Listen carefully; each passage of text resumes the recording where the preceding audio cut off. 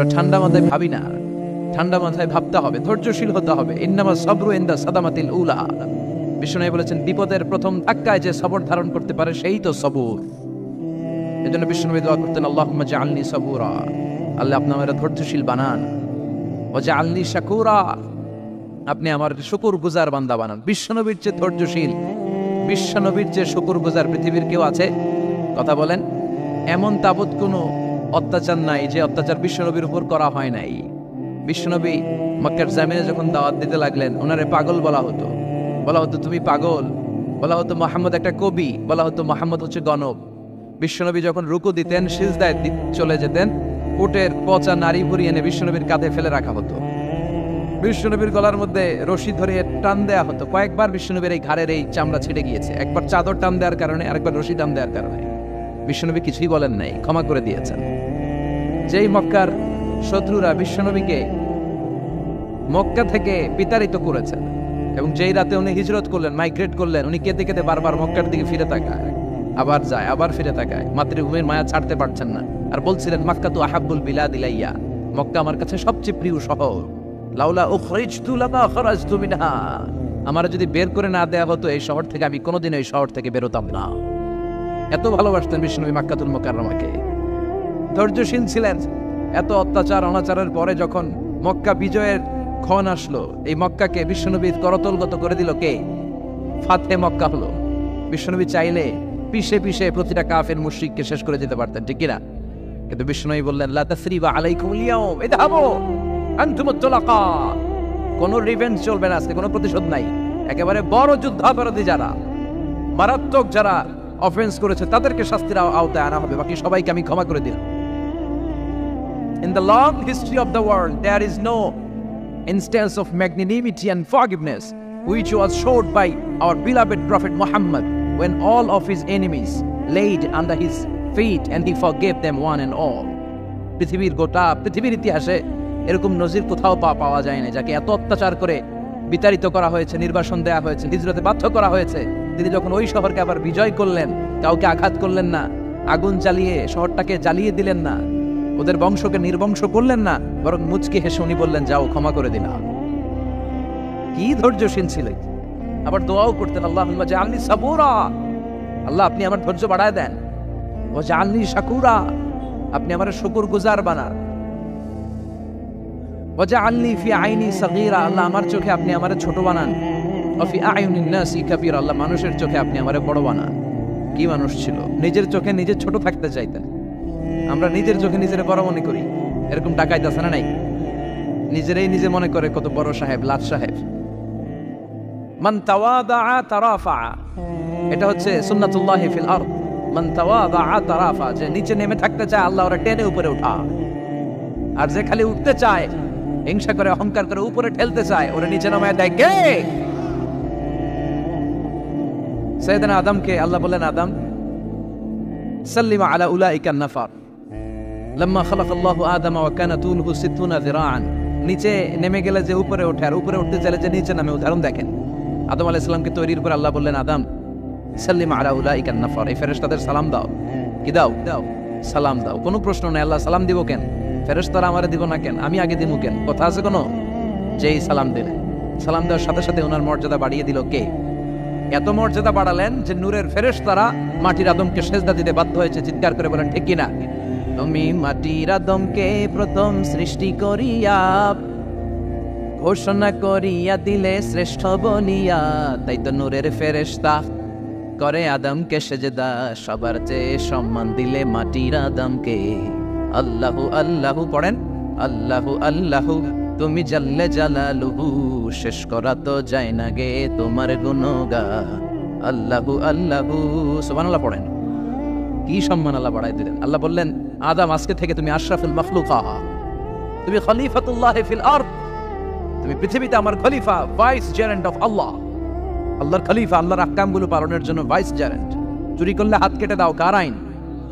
এই কাজ আদম তুমি দুনিয়াতে যেয়ে করবা। জিনা করলে ডেথ পেনাল্টি, হেড অফ, শিরোচ্ছেদ করে দাও, কার আইন? খলিফা হিসেবে মানুষ এসে করবে। মানুষকে আল্লাহ আশরাফুল মাখলুকাত বানিয়ে দিলেন, নিচু হয়েছে বড় বানিয়ে দিলেন। আর শয়তানের অবস্থা কি? শয়তানকে আল্লাহ বললেন সেজদা দে আদমকে। শয়তান যুক্তি দাঁড় করিয়েছে, খালাকতাহু মিন তিন, খালাকতানি মিন নার ওয়া খালাকতাহু মিন তিন। আল্লাহ, আপনি আমারে বানাইছেন আগুন দিয়া, কি দিয়া?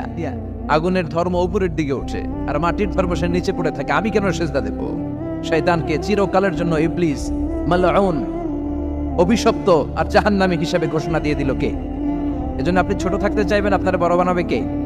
আর আপনি নিজে যদি বলেন আমি বড়, থাপ্পড় মেরে আপনারা নিচে নামাই দিবে কে? এজন্য বিশ্বনবী দোয়ায় বলতেন, আল্লাহুম্মা জাআলনি সাবুরা ওয়াজআলনি শাকুরা ওয়াজআলনি ফি আইনি সাগীরা ওয়া ফি আয়ুনিন নাসি কাবীরা।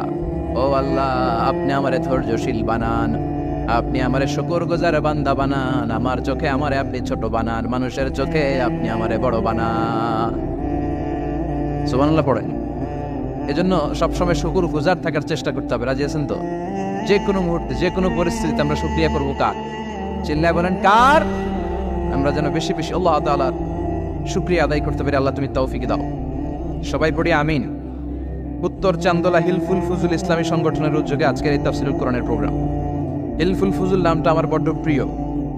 বিশ্বনবী যখন 15 কিংবা 20 বয়স, কোনো বর্ণনায় এসেছে 15, কোনো বর্ণনায় 20, তখন তিনি একটা ছাত্র সংগঠন করেছিলেন, ইয়াং স্টারদের একটা অর্গানাইজেশন করেছিলেন। ওটার নাম তিনি দিয়েছিলেন হালাফুল ফুদুল। হালাফুল ফুদুল, ওইটারই আমরা বাংলায় কি বলি? হিলফুল ফুজুল। হালাফ মানে শপথ, oath, we take an oath in the name of Allah. আল্লাহর নামে শপথ নেয়ারে বলে হালাফ। আর ফাদিলা, ফাদলুন, এগুলোর প্লুরাল হচ্ছে ফুদুল।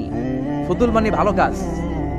ভালো ভালো কাজের উপর বিশ্বনবী যুবকদেরকে একত্রিত করলেন যে মক্কা শহরে কোনো টেন্ডারবাজি চলবে না, কোনো চাঁদাবাজি চলবে না, দুর্বলের উপর সবলের অত্যাচার চলবে না, জালিমের জুলুম চলবে না, হত্যা চলবে না, ধর্ষণ চলবে না, রাহাজানি চলবে না।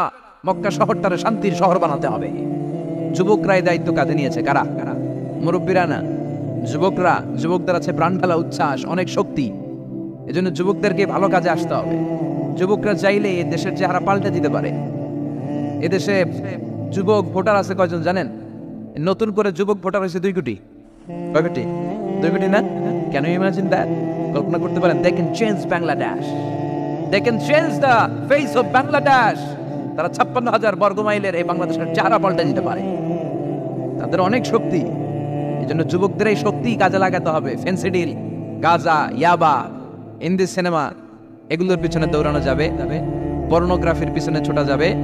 যুবক বয়সে ভয় করতে হবে কারে? চিল্লায় বলেন কাকে? আল্লাহ আমার যুবক ভাইদেরকে তুমি তৌফিক দাও। বিশ্বনবী হালাফুল ফুদুল তিনি গঠন করলেন মক্কাতুল মুকাররমাতে। পুরো মক্কা শহরটা শান্তির শহর হয়ে গেল। সুবহানাল্লাহ। আল্লাহ উত্তর চান্দোলা হিলফুল ফুজুল ইসলামী সংগঠনকে তুমি কবুল করো। আজকের প্রোগ্রামের সভাপতিত্ব করছেন আল্লামা অধ্যক্ষ গোলাম সরোয়ার সাইদি পীর সাহেব, আড়াইবাড়ি দরবার। আমার প্রিয় নানা ভাই আলোচনা করেছেন, বয়ান করেছেন। আল্লাহ নানা ভাইকে কবুল করো। নানা ভাইটা একটু ইয়াং হয়ে গেছে না? হ্যাঁ, অনেক জায়গায় লোকজন খুব বিভ্রান্তিতে পড়ে যায়। ঘটনা কি? আপনি নানা হইলেন কবে, নাতনি হইল কবে, আবার জামাই পেলেন কবে? আমারও বলা যে তুমি যে আমার নানা ভাই বানাইছো, আমি তো এর উত্তর দিতে দিতে কাম সারা। তো আল্লাহ নানা ভাইকে তুমি কবুল করো। তিনি হকের কথা, কোরআনের কথা বলেন। পীর সাহেবদের মুখে এরকম হুঙ্কার দেখা যায় না। কথা কন। এরা থাকে খানকায়, এদের পেট থাকে বড়। সবার কথা বলছি না, বেশিরভাগ কথা বলেন। এই ভণ্ডামি এই দেশে আসে না নাই? দোদেল বান্দা কালমা চোরে না পায় শ্মশান না পায় গোরে, দিন থাকিতে আয়রে পথে ছাইড়া দে ভণ্ডামি, ভণ্ডামি ভণ্ডামি ভণ্ডামি, ছাইড়া দে ভণ্ডামি। আসে না নাই? নামাজ কালাম পড়ে না, ইবলিস শয়তানের নানা। আছে না? নামাজ নাই, রোজা নাই, নাচানাচি, নাচ গান, গোসল করে না, সারা বছরে করে একবার, ওই গোসলের পানি মুরিদরা খায় ফেলায়। আছে না নাই? নামাজ রোজা করে না, ইবলিস শয়তানের নানা, ধর্মের একখান খুঁটি ধইরা কয়দিন করবা হয়রানি, ভণ্ডামি ভণ্ডামি ভণ্ডামি, ছাইড়া দে ভণ্ডামি। ঠিক কি না?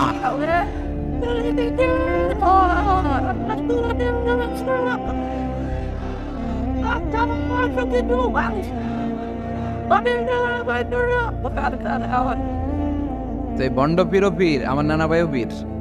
কথা কন। পীরে পীরে পার্থক্য আছে না নাই? পীরে পীরে পার্থক্য আছে। এজন্য পীর চিন্তা হবে। এদেশে এই পাক ভারতে ইসলাম প্রচারে ওলিয়া উলিয়াদের, পীর মাশায়েখদের অবদানের কোনো শেষ নাই। কিন্তু চিন্তা হবে, কষ্টি পাথর দিয়ে যাচাই করে নিতে হবে। কারণ এই পীরের আদলে অনেক ভণ্ড এই বাংলার জমিন আছে না নাই? এই ভণ্ডদের সাথে আমাদের কোনো সম্পর্ক নাই। ওনার দরবারে আলোচনা হয়, সাইদ কামালউদ্দিন জাফরি সাহেব যায়, আমরা যাই, দেশ বরেণ্য ওলামায়ে কেরামরা যায়, যারা হকের কথা বলে, যারা কোরআন সুন্নাহর আলোকে বলে, কোনো ভণ্ডামি নাই। যাবেন, প্রতি বছর যাবেন। এরপরে যে কেরাত সম্মেলন হবে না এবার 17ই ফেব্রুয়ারি, আমার প্রোগ্রাম যশোর। আমাকে অনেক বলেছিল থাকতে পারলে আমিও কোরআন নিয়ে কিছু কথা বলে আসতে পারতাম, শুনে আসতে পারতাম কারীদের তেলাওয়াত। যাবেন আপনারা, দাওয়াত করে দিলাম। আল্লাহ আজকে সভাপতিকে তুমি কবুল করো। তারপরে আজকে কথা বলেছে মাওলানা রফিকুল ইসলাম ভুইয়া সাহেব, আমাদের সভাপতি সিরাতুন নবী ফাউন্ডেশনের চান্দোলার না। রফিক ভাইরে চিনেন এমন কেউ নাই, এজন্য আর কিছু বলতেছি না তার নামে। আল্লাহ রফিক ভাইরে তুমি কবুল করো। গোলাম কবির চৌধুরী আল আজহারি আসতে পারে নাই, আমার বন্ধু মানুষ, একসাথে পড়াশোনা করেছি। এরপর আমার এক মিতা মিজানুর রহমান আতিকি আমার আগে আলোচনা করেছে, আল্লাহ তাকেও তুমি কবুল করো। সালাত নিয়ে কথা বলতেছিলেন। সালাত আউয়ালু মা ইউহাসাবু বিহিল আবদু ইয়াউমাল কিয়ামাতি আস-সালাহ। কিয়ামতের দিন সর্বপ্রথম হিসেব নেওয়া হবে নামাজের, সালাতের। সালাত চিনেন তো? কুরবানির গোশত খাওয়ার মাঝখানে যেটা খায় ওটা, হ্যাঁ, এটারে বাংলায় আমরা নামাজ বলি। কি বলি? নামাজ। বিশ্বনবী ইন্তেকাল করবেন, রূহ বের হয়ে যাচ্ছে, 2-3টা শব্দ বললেন, এর মধ্যে একটা ছিল সালাত। আর সালাত, উম্মতেরা নামাজ, নামাজ, নামাজ ছেড়ে দিও না। ওমা মালাকাত আইমানুকুম। মানুষ ইন্তেকালের আগে শ্বাস বের হয়ে যাচ্ছে, রূহ চলে যাচ্ছে, ওই মুহূর্তে কি জরুরি কথা বলে নাকি ফালতু কথা বলে? সবচেয়ে জরুরি কথাটাই তখন সে বলে যায়, ঠিক কিনা? কথা বলেন। বিষ্ণু বলেছিলেন নামাজ। তাহলে এই সালাতের গুরুত্ব আছে না নাই? সর্বপ্রথম এই সালাতের ব্যাপারে in the day of judgement আমাদেরকে প্রশ্ন করবে কে? সালাত কায়েম করো, সালাত কায়েম করো, হবে সম্মানী তুমি, হবে জান্নাতি তুমি, হবে সম্মানী তুমি, হবে জান্নাতি তুমি। দিবে কাল হাসরে শীতল ছায়া হারশে আজিম, রব্বিয়াল আলা রব্বিয়াল আযীম, রব্বিয়াল আলা রব্বিয়াল আযীম। সুবহানাল্লাহ পড়ে। এজন্য নামাজ, নামাজ, এই নামাজ যাতে মিস হয়ে না যায়। সব মিস হতে পারে, নামাজ মিস হতে পারে না। আল্লাহ তুমি বুঝার তৌফিক দান করো। সাইয়েদনা মুসা আলাইহিস সালাম অত্যন্ত রাগী ছিলেন। উনি একবার এক থাপ্পড় মেরে ফেরাউনের বাবুর্চিকে দুনিয়া থেকে বিদায় করে দিয়েছেন। আরেকবার আরেক থাপ্পড় মেরে সাইয়েদনা মালাকুল মাউতের চোখ বন্ধ করে দিয়েছিলেন। উনি রেগে গেলে ওনার মাথার চুলগুলো ওনার টুপি ভেদ করে উপরের দিকে এরকম খাড়া হয়ে দাঁড়িয়ে যেত। মাঝে মাঝে এরকম শক্ত লোকের দরকার আছে না নাই? কয়েকটা ক্যারেক্টার আছে, যেমন সাইয়েদনা ওমর ফারুক, সাইয়েদনা মুসা আলাইহিস সালাম, ওনাদের মুখের চেয়ে লাঠি চলতো বেশি। মাঝে মাঝে লাঠি চালানোর দরকার আছে না নাই? আদবের লাঠি সবসময় মাচায় তুলে রাখলে চলবে না।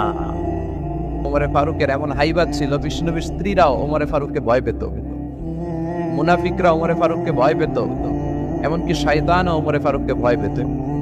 বিষ্ণু বলতেন, ইয়া ওমর মা সালাকা শাইতানু সালিকান ফাজ্জান ইল্লা সালাকা ফাজ্জান গায়রা ফাজ্জি। ওমর, শয়তান যদি তোমারে কোনো রাস্তা দিয়ে হাঁটতে দেখে, শয়তান ওই রাস্তা রেখে দিয়ে অন্য রাস্তা দিয়ে হাঁটে।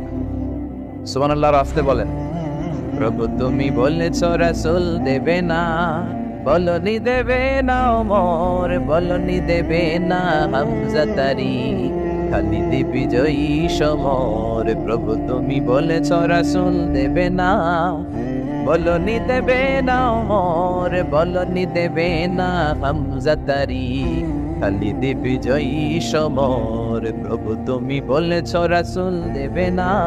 আল্লাহু আকবার পড়েন। কি ওমরে ফারুক, মুনাফিকরা ভয় পাইত, বিশ্বনবীর স্ত্রীরা ওনারা দেখে ভয় পেতেন, শয়তানও ভয় পেত। ওমরে ফারুকের অভ্যাস ছিল মুখের আগে লাঠি চলতো বেশি। সুবহানাল্লাহ পড়েন। আমরা যারা ইমাম সাহেব, তারা একামত হলে কেবলামুখী হয়ে দাঁড়ায় থাকি না? একামত চলতেছে, ইমাম সাহেব কোন দিকে দাঁড়ায় থাকে? কেবলামুখী। ওমরে ফারুক মুসল্লিদের দিকে হয়ে দাঁড়ায় থাকতেন, আর হাতে থাকতো একটা লাঠি। কি থাকতো?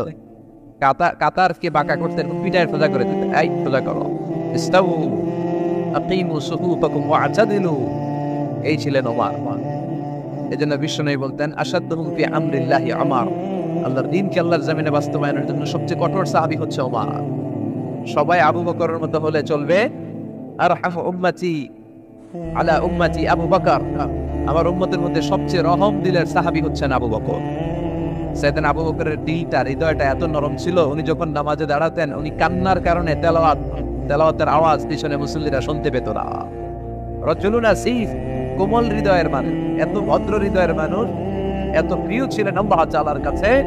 বিশ্বনবী মেরাজ থেকে যখন আসলেন, এসে ঘটনা বর্ণনা শুরু করলেন, আমি মক্কা থেকে ফিলিস্তিন গিয়েছি, ফিলিস্তিন থেকে দূর পাহাড়ে উঠেছি, সেখান থেকে 7 আকাশ পাড়ি দিয়ে আল্লাহর আরশে গিয়েছি, জান্নাত জাহান্নাম দেখেছি, আবার ফজরের আগে ফিরে এসেছি।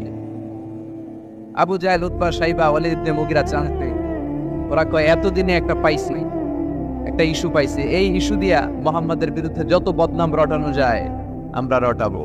সর্বপ্রথম যে ধরছে বিশ্বনবীর সাহাবী আবু বকরকে, যে বলে, আবু বকর দেখো, তোমার বন্ধু এতদিন যা বলতো মেনে নিতাম, আজকে সে কি বলে, সে তো পুরো পাগল হয়ে গিয়েছে। নাউজুবিল্লাহ পড়েন। যেখানে মক্কা থেকে ফিলিস্তিন যেতে লাগে 15 দিন, ফিরে আসতে লাগে 15 দিন, যেতে আর আসতে লাগে 1 মাস, সে নাকি মাঝরাতে উঠে বাইতুল মুকাদ্দাস গিয়েছে, নবীদের নিয়ে ইমামতি করেছে নামাজের, আরো সে গিয়েছে, জান্নাত জাহান্নাম দেখেছে, আবার নাকি ফজরের আগেই চলে এসেছে। এটা কেমন পাগলামির কথা বলো তো?